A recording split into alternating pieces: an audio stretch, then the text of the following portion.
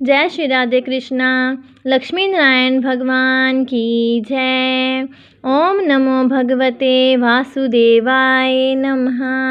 प्रिय भक्तजनों, आज आप सुनेंगे बृहस्पतिवार की व्रत कथा। बृहस्पतिवार का व्रत मनुष्य की सभी मनोकामनाओं को पूरा करने वाला है। बोलिए बृहस्पति देव भगवान की जय, विष्णु भगवान की जय। बृहस्पतिवार के व्रत में केले का पूजन करना चाहिए। कथा और पूजन के समय वचन, कर्म और मन से शुद्ध होकर इच्छा पूर्ति के लिए बृहस्पति देव से प्रार्थना करनी चाहिए। मेरी मनोकामनाओं को बृहस्पति देव अवश्य पूर्ण करेंगे, ऐसा मन में दृढ़ विश्वास रखना चाहिए। दिन में एक ही समय भोजन करना चाहिए। पीले चने की दाल आदि का भोजन करें। पूजन के बाद श्रद्धापूर्वक एवं प्रेम पूर्वक गुरु महाराज की कथा सुननी चाहिए। इस व्रत को करने से मनवांछित फल प्राप्त होते हैं और बृहस्पति महाराज प्रसन्न होते हैं। धन, विद्या, पुत्र तथा मन की सभी इच्छाएं पूर्ण होती हैं। परिवार में सुख तथा शांति रहती है। इसलिए यह व्रत सब व्रतों में श्रेष्ठ और अति फलदायक है। इस व्रत की कथा अगर आपने व्रत ना भी रखा हो तो भी आपको अवश्य श्रवण करनी चाहिए और कथा को पूरा अवश्य सुनना चाहिए, बीच में नहीं छोड़ना चाहिए, ताकि आपको मनवांछित फल की प्राप्ति हो सके। जिन्होंने व्रत रखा हो उनको तो व्रत की कथा अवश्य सुननी चाहिए और साथ ही पढ़नी भी चाहिए। आइए कथा को शुरू करते हैं। एक समय की बात है कि भारतवर्ष में एक राजा राज्य करता था। वह बड़ा ही प्रतापी और दानी था। वह नित्य प्रति मंदिर में दर्शन करने जाता था। वह ब्राह्मण और गुरु की सेवा किया करता था। उसके दरवाजे से कोई भी निराश होकर नहीं लौटता था। वह प्रत्येक गुरुवार को व्रत रखता एवं पूजन करता था। हर एक दिन गरीबों की सहायता करता था, परंतु ये सब बातें उसकी रानी को अच्छी नहीं लगती थी। वह ना व्रत करती और ना किसी को एक पैसा तक दान में देती थी तथा राजा से भी ऐसा करने को मना किया करती थी। एक समय की बात है कि राजा तो शिकार खेलने वन को गए हुए थे। घर पर रानी और दासी थी। उस समय गुरु बृहस्पति देव एक साधु का रूप धारण कर राजा के दरवाजे पर भिक्षा मांगने गए। रानी से भिक्षा मांगी तो वह कहने लगी कि हे साधु महाराज, मैं इस दान और पुण्य से तंग आ चुकी हूँ।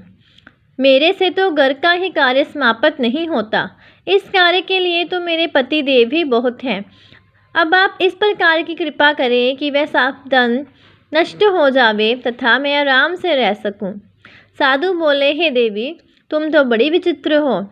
संतान और धन से कोई दुखी नहीं होता है, इसको सभी चाहते हैं। पापी भी पुत्र और धन की इच्छा करता है। अगर आपके पास धन अधिक है तो भूखे मनुष्यों को भोजन कराओ, प्याऊ लगवाओ, ब्राह्मणों को दान दो, धर्मशाला बनवाओ, कुआं, तालाब, बावड़ी, बाग बगीचे आदि के निर्माण कराओ तथा निर्धन मनुष्य की कुंवारी कन्याओं का विवाह कराओ और अनेकों यज्ञ आदि धर्म करो। इस प्रकार के कर्मों से आपके कुल का और आपका नाम प्रलोक में सार्थक होगा एवं स्वर्ग की प्राप्ति होगी। मगर वह रानी इन बातों से खुश न हुई। वह बोली, हे साधु महाराज, मुझे ऐसे धन की भी आवश्यकता नहीं जिसको और मनुष्यों को दान दूं तथा जिसको रखने संभालने में ही मेरा सारा समय बर्बाद हो जाए। साधु ने कहा, हे देवी, तुम्हारी ऐसी इच्छा है तो ऐसा ही होगा। मैं तुम्हें बताता हूँ, वैसा ही करना। बृहस्पतिवार के दिन घर को गोबर से लीपना, अपने केशों को धोना, केशों को धोते समय स्नान करना, राजा से कहना वह हजामत करवाए, भोजन में मांस मदिरा खाना, कपड़ा धोबी के जहाँ धुलने डालना। इस प्रकार 7 बृहस्पतिवार करने से तुम्हारा सब धन नष्ट हो जाएगा। यह कहकर वे साधु महाराज वहाँ से अंतर्ध्यान हो गए। रानी ने साधु के कहने के अनुसार वैसा ही किया। 3 बृहस्पतिवार ही बीते थे कि उसका समस्त धन संपत्ति नष्ट हो गया और भोजन के लिए दोनों समय परिवार तरसने लगा तथा संसारिक भोगों से दुखी रहने लगे। तब वह राजा रानी से कहने लगा कि रानी, तुम यहाँ पर रहो, मैं दूसरे देश को जाऊँ, क्योंकि यहाँ पर मुझे सभी मनुष्य जानते हैं, इसलिए कोई कार्य भी नहीं कर सकता। देश चोरी परदेश भीख बराबर है। ऐसा कहकर राजा परदेश चला गया। वहाँ जंगल में जाता और लकड़ी काट कर लाता और शहर में बेचता। इस तरह जीवन व्यतीत करने लगा। इधर राजा के घर रानी और दासी दुखी रहने लगी। किसी दिन भोजन मिलता और किसी दिन जल पीकर ही रह जाती।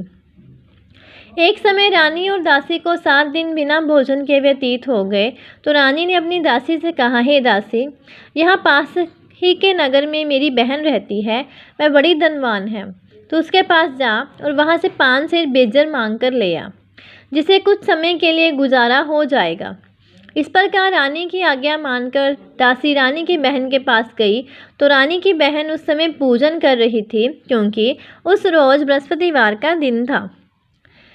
जब दासी ने रानी की बहन को देखा और उससे बोली, हे रानी, मुझे तुम्हारी बहन ने भेजा है, मेरे लिए 5 सेर बेजर दे दो।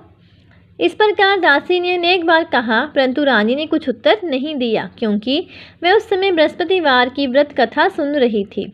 इस प्रकार जब दासी को किसी प्रकार का उत्तर नहीं मिला तो वह बहुत दुखी हुई और क्रोध भी आया और लौटकर अपने गांव आ गई।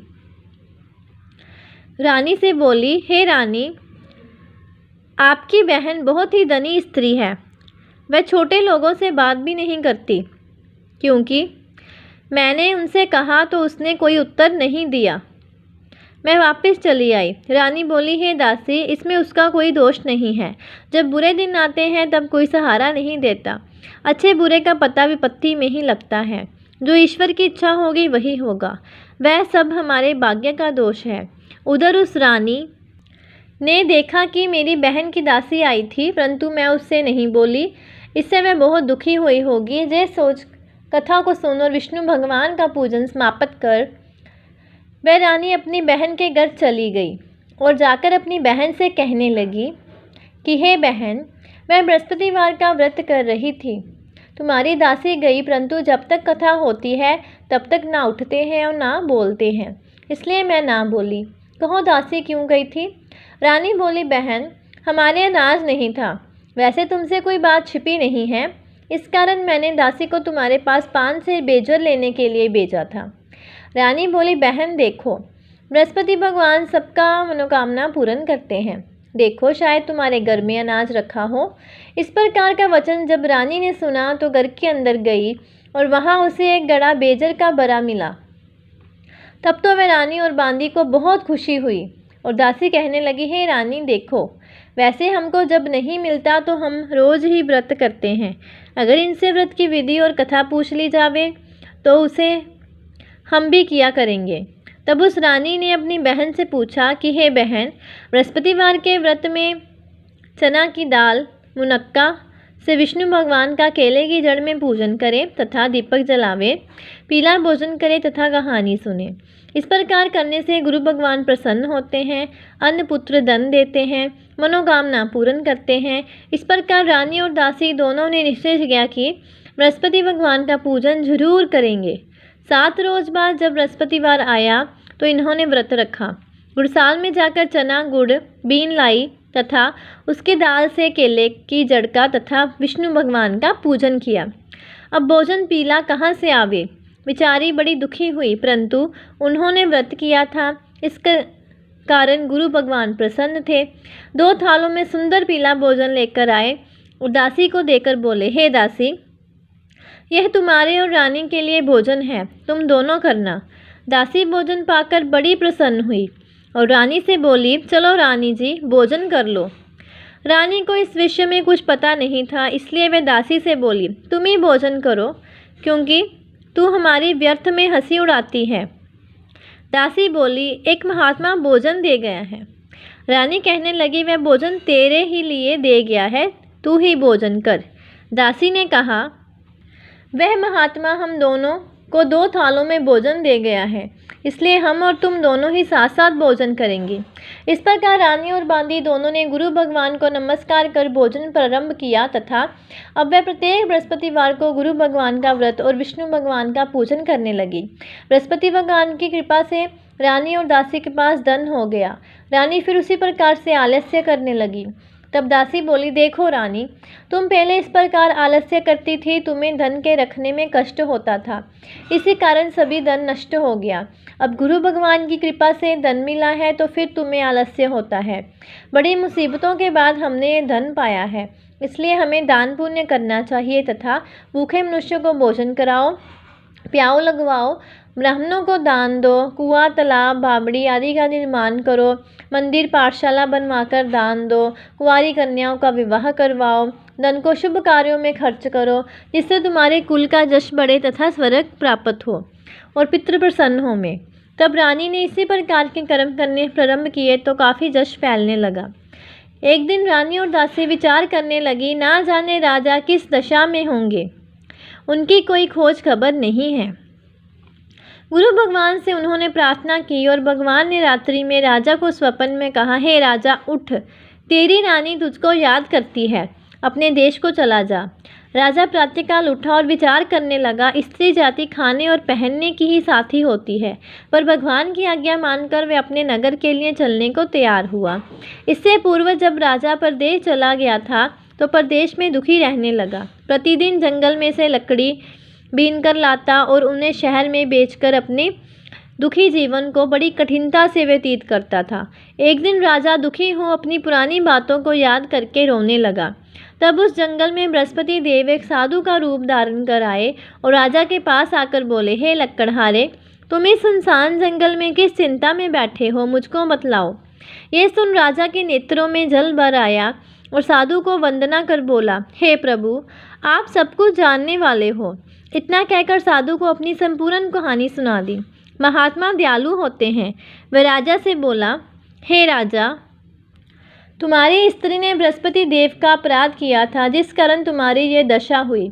और तुम किसी प्रकार की चिंता मत करो, भगवान तुम्हें पहले से अधिक धन देंगे। देखो, तुम्हारी स्त्री ने बृहस्पतिवार का व्रत प्रारंभ कर दिया है और तुम मेरा कहा मानकर बृहस्पतिवार को व्रत करके चने की दाल, गुड़ जल के लोटे में डालकर केले का पूजन करो, फिर कथा कहो और सुनो। भगवान तुम्हारी सब मनोकामनाओं को पूर्ण करेंगे। साधु को प्रसन्न देखकर राजा बोला, हे प्रभु, मुझे लकड़ी बेचकर इतना पैसा नहीं मिलता जिससे भोजन करने के उपरांत कुछ बचा सकूं। मैंने रात्रि में अपनी रानी को व्याकुल देखा है। मेरे पास कुछ भी नहीं जिससे उसकी खबर मंगा सकूं, और फिर मैं कौन सी कहानी कहूँ, ये मुझको कुछ भी मालूम नहीं। साधु ने कहा, हे राजा, तुम किसी बात की चिंता मत करो। बृहस्पतिवार के दिन तुम रोजाना की तरह लकड़ियाँ लेकर शहर को जाओ। तुमको रोज से दुगना धन प्राप्त होगा, जिससे तुम भली भांति भोजन कर लोगे तथा बृहस्पति देव की पूजा का सामान भी आ जाएगा। बृहस्पतिवार की कहानी इस प्रकार है। प्राचीन काल में एक ब्राह्मण था। वह बहुत निर्धन था। उसके कोई भी संतान नहीं थी। उसकी स्त्री बहुत मलिनता के साथ रहती थी। वह न स्नान करती, न किसी देवता का पूजन करती। प्रातःकाल उठ के ही सर्वप्रथम भोजन करती, बाद में कोई अन्य कार्य करती थी। इससे ब्राह्मण देवता बड़े दुखी थे। बेचारे बहुत कुछ कहते थे, किंतु उसका कोई परिणाम ना निकला। भगवान की कृपा से ब्राह्मण की स्त्री के कन्या रूपी रतन पैदा हुआ और वह कन्या अपने पिता के घर में बड़ी होने लगी। वह बालिका प्रातः स्नान करके विष्णु भगवान का जाप करने लगी, बृहस्पतिवार का व्रत करने लगी। अपने पूजा पाठ को समापन करके स्कूल जाती तो अपनी मुट्ठी में जौ भर के ले जाती और पाठशाला के मार्ग में डालती जाती। वही जो स्वर्ण के हो जाते तो लौटते समय उनको भीनकर घर ले आती थी। एक दिन वह बालिका सूप में उन सोने के जौ को फटक कर साफ कर रही थी। उसकी माँ ने देख लिया और कहा, हे बेटी, सोने के जौ को फटकने के लिए सोने का सूप होना चाहिए। दूसरे दिन गुरुवार था। इस कन्या ने व्रत रखा और बृहस्पति देव से प्रार्थना करके कहा, हे प्रभु, मैंने आपकी पूजा सच्चे मन से की हो तो मेरे लिए सोने का सूप दे दो। बृहस्पति देव ने उसकी प्रार्थना स्वीकार कर ली। रोजाना की तरह वह कन्या जौ फैलाती हुई जाने लगी। जब लौटकर जौ बीन रही थी तो बृहस्पति देव की कृपा से सोने का सूप मिला। उसे वह घर ले आई और उसे जौ साफ करने लगी, परंतु उसकी माँ का वही ढंग रहा। एक दिन की बात है कि वह कन्या सोने के सूप में जौ साफ कर रही थी। उस समय उस शहर का राजपुत्र वहां होकर निकला। इस कन्या के रूप और कार्य को देखकर मोहित हो गया तथा अपने घर आकर भोजन तथा जल त्याग कर उदास होकर लेट गया। राजा को जब इस बात का पता लगा तो अपने प्रधानमंत्रियों के साथ अपने पुत्र के पास गए और बोले, हे बेटा, तुम्हें किस बात का कष्ट है? किसी ने अपमान किया है अथवा कोई और कारण है? सो कहो, मैं वही कार्य करूँगा जिससे तुम्हें प्रसन्नता हो। अपने पिता की राजकुमार ने बातें सुनी तो वह बोला, मुझे आपकी कृपा से किसी बात का दुख नहीं है। किसी ने मेरा अपमान नहीं किया, परंतु मैं उस लड़की के साथ विवाह करना चाहता हूँ जो सोने के सूप में जौ साफ कर रही थी। ये सुन राजा आश्चर्य में पड़ा और बोला, हे बेटा, इस तरह की कन्या का पता तुम ही लगाओ, मैं उसके साथ तुम्हारा विवाह अवश्य करवा दूंगा। राजकुमार ने उस लड़की के घर का पता बतलाया। मंत्री उस लड़की के घर गए और ब्राह्मण की कन्या का विवाह राजकुमार के साथ संपन्न हो गया। कन्या के घर से जाते ही पहले की भांति उस ब्राह्मण देवता के घर में गरीबी का निवास हो गया। अब भोजन के लिए भी अन्न बड़ी मुश्किल से मिलता था। एक दिन दुखी होकर ब्राह्मण देवता अपनी पुत्री के पास गए। बेटी ने पिता की दुखी अवस्था को देखा और अपनी माँ का समाचार बताया। तब ब्राह्मण ने सभी हाल कहा। कन्या ने बहुत सा धन देकर अपने पिता को विदा कर दिया। इस तरह ब्राह्मण का कुछ समय सुखपूर्वक व्यतीत हुआ। कुछ दिन बाद फिर वही हाल हो गया। ब्राह्मण फिर अपनी कन्या के यहाँ गया और सभी हाल कहा तो लड़की बोली, हे पिताजी, आप माताजी को जहाँ ले आओ, मैं उसे विधि बता दूंगी जिससे गरीबी दूर हो जाए। वह ब्राह्मण देवता अपनी स्त्री को साथ लेकर पहुँचे तो पुत्री अपनी माँ को समझाने लगी, हे माँ, तुम प्रातःकाल उठकर प्रथम स्नान आदि करके विष्णु भगवान का पूजन करो तो सब दरिद्रता दूर हो जाएगी। परंतु उसकी माँ ने एक भी बात नहीं मानी और प्रातःकाल उठकर अपनी पुत्री के बच्चों की जूठन खा लेती थी। एक दिन उसकी पुत्री को बहुत गुस्सा आया और एक रात कोठरी से सभी सामान निकाल दिया और अपनी माँ को उसमें बंद कर दिया। प्रातःकाल उसमें से निकाला तथा स्नान आदि करा के पूजा पाठ करवाया तो उसकी माँ की बुद्धि ठीक हो गई और फिर प्रत्येक बृहस्पतिवार को व्रत रखने लगी। इस व्रत के प्रभाव से उसकी माँ भी बहुत धनवान हो गई तथा पुत्रवती हो गई और बृहस्पति जी के प्रभाव से स्वर्ग को प्राप्त हुई तथा वह ब्राह्मण भी सुखपूर्वक इस लोक के सुख भोग कर स्वर्ग को प्राप्त हुए। इस तरह कहानी कहकर साधु देवता वहाँ से लोप हो गए। धीरे धीरे समय व्यतीत होने पर फिर वही बृहस्पतिवार का दिन आया। राजा जंगल से लकड़ी काटकर किसी शहर में बेचने गया। उसे उस दिन और दिन से अधिक धन मिला। राजा ने चना गुड़ आदि लाकर बृहस्पतिवार का व्रत किया।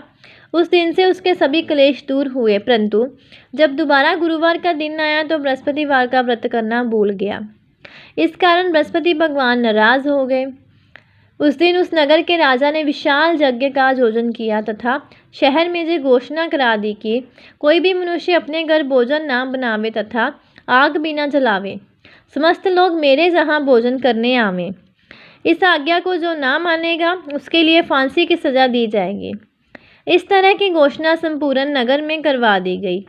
राजा की आज्ञा अनुसार शहर के सभी लोग भोजन करने गए, लेकिन लकड़हारा कुछ देर से पहुंचा, इसलिए राजा उसको अपने साथ घर ले आए और ले जाकर भोजन करा रहे थे तो रानी की दृष्टि उस खूंटी पर पड़ी जिस पर उसका हार लटका हुआ था।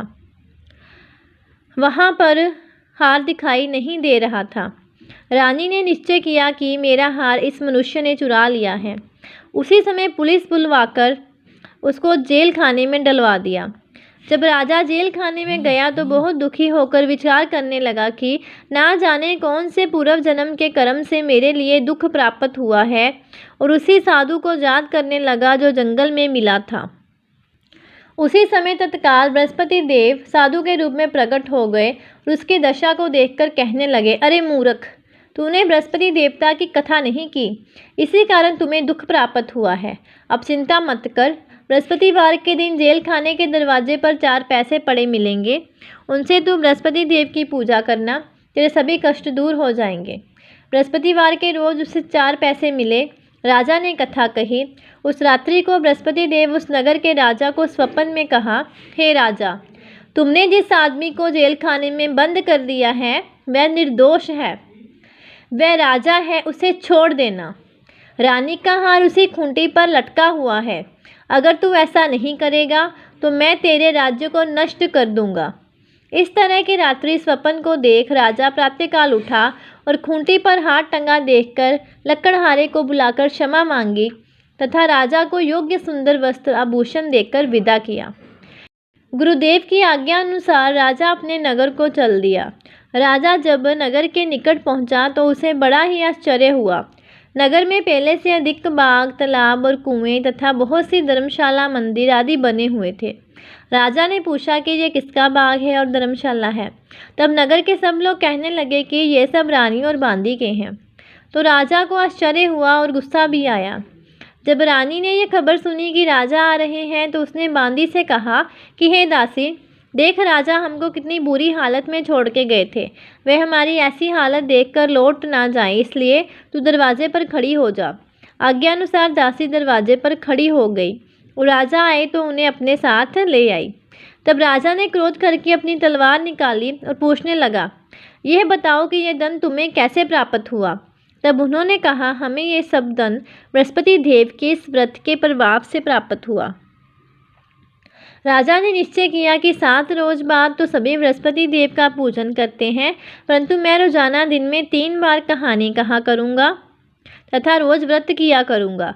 अब हर समय राजा के दुपट्टे में चने की दाल बंधी रहती तथा दिन में 3 बार कहानी कहता। एक रोज राजा ने विचार किया कि चलो अपनी बहन के जहाँ हो आऊँ। इस तरह निश्चय कर राजा घोड़े पर सवार हो अपनी बहन के जहाँ चलने लगा।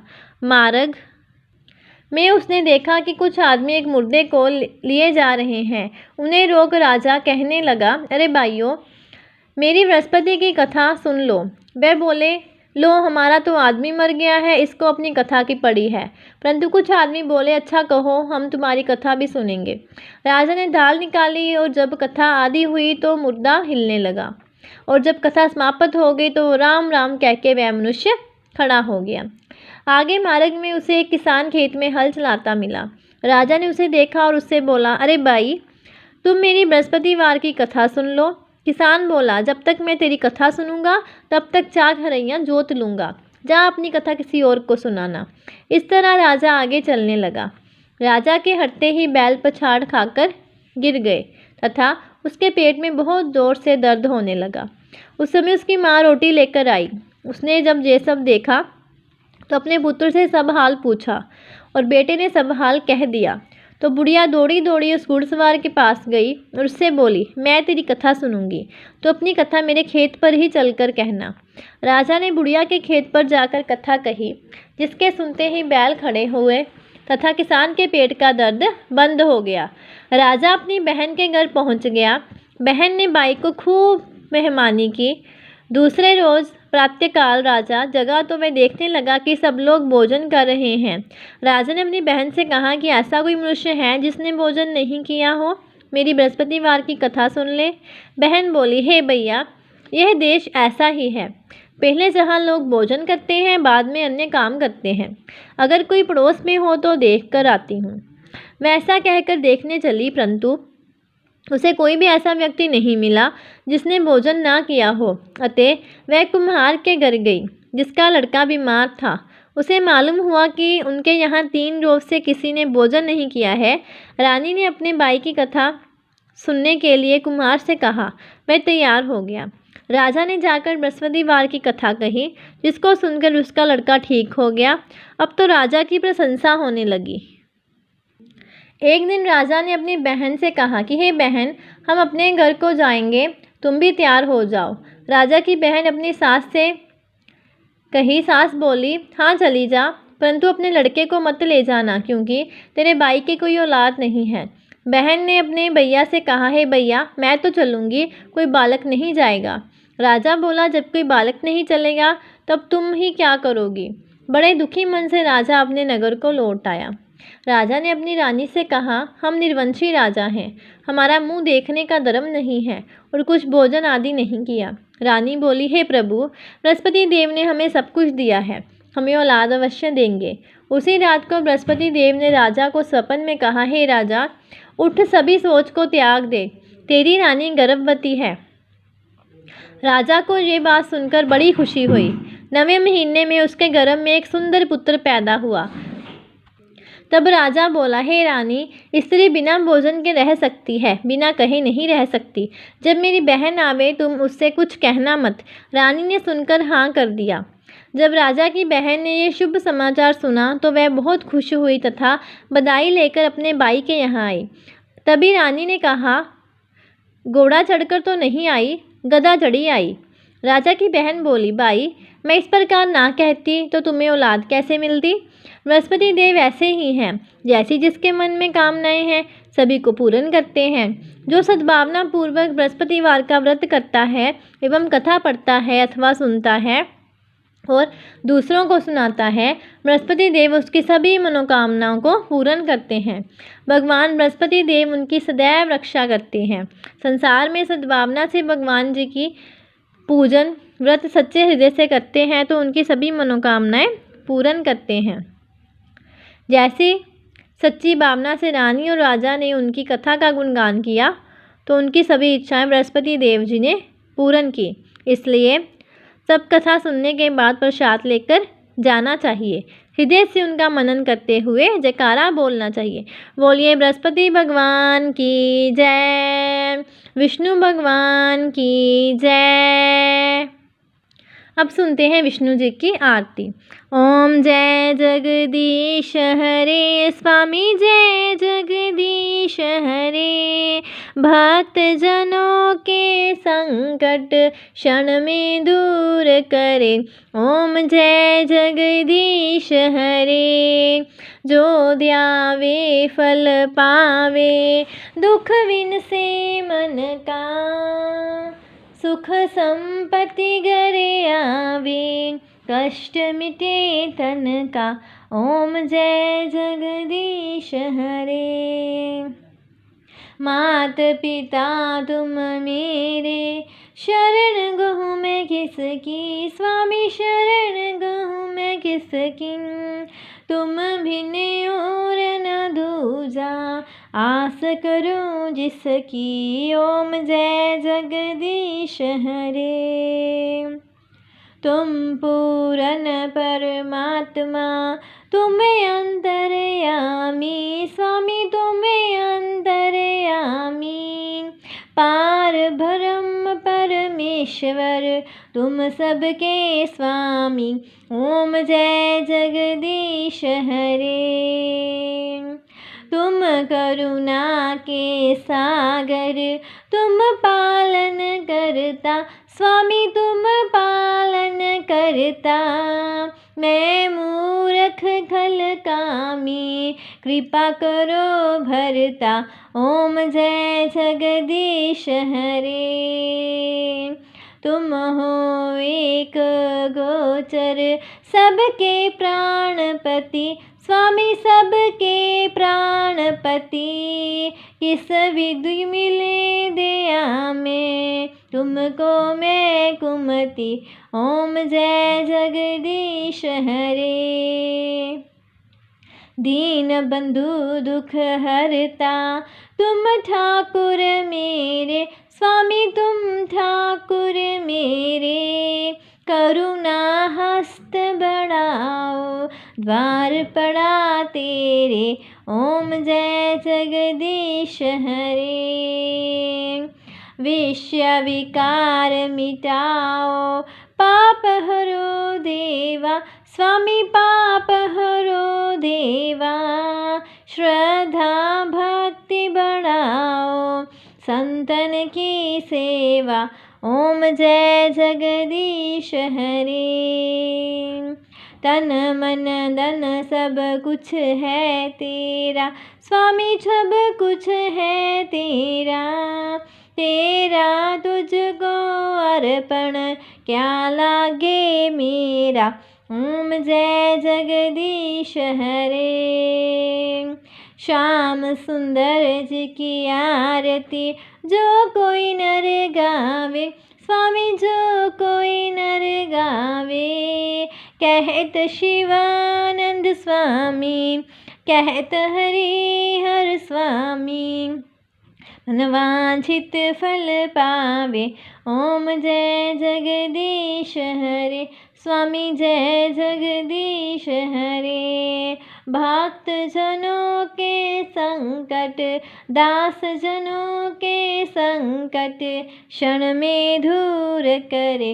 ओम जय जगदीश हरे स्वामी जय जगदीश हरे स्वामी जय जगदीश हरे। बोलिए विष्णु भगवान की जय। अब सुनते हैं बृहस्पति देव जी की आरती।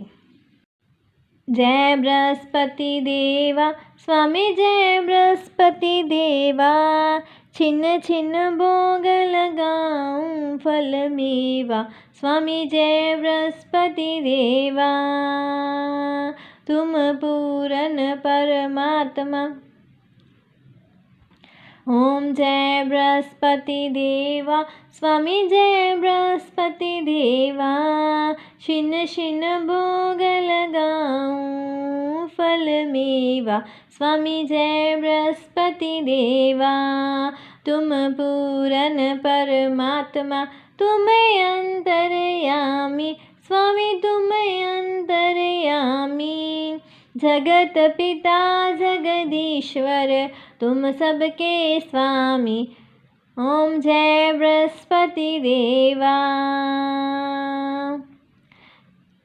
चरणामृत निज निर्मल सब पातक हरता। स्वामी सब पातक हरता, सकल मनोरथ दायक कृपा करो भरता। ओम जय बृहस्पति देवा, तन मन धन अर्पण कर जो जन शरण पड़े। स्वामी जो जन शरण पड़े, प्रभु प्रगट तब होकर आकर द्वार खड़े। ओम जय बृहस्पति देवा, दीन दयाल दयानिधि भक्तन हितकारी। स्वामी भक्तन हितकारी, पाप दोष सब हरता भव बंधन हारी। ओम जय बृहस्पति देवा, सकल मनोरथ दायक सब संशय हारी। स्वामी सब संशय हारी, विषय विकार मिटाओ संतन सुखकारी। ओम जय बृहस्पति देवा, बृहस्पति जी की आरती जो प्रेम सहत गावे। स्वामी प्रेम सहत गावे, ज्येष्ठानंद कृपा से निश्चय फल पावे। ओम जय बृहस्पति देवा स्वामी जय बृहस्पति देवा, छिन्न छिन्न भोग लगाऊं फल मेवा। ओम जय बृहस्पति देवा स्वामी जय बृहस्पति देवा। बोलिए बृहस्पति देव भगवान की जय, विष्णु भगवान की जय। प्रिय भक्तजनों, ऐसी और कथाएं सुनने के लिए और जानकारी प्राप्त करने के लिए चैनल को सब्सक्राइब करें और वीडियो को ज़्यादा से ज़्यादा शेयर करें। जय श्री राधे कृष्ण।